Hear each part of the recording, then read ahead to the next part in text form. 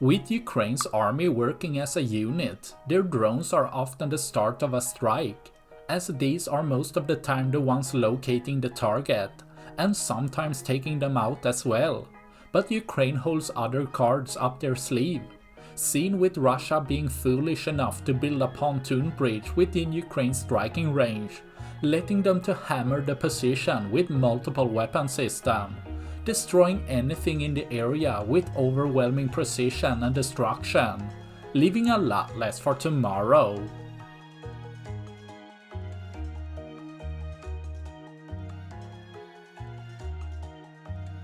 That's all I had for this video. Please like and subscribe for more. Thanks for watching. Bye.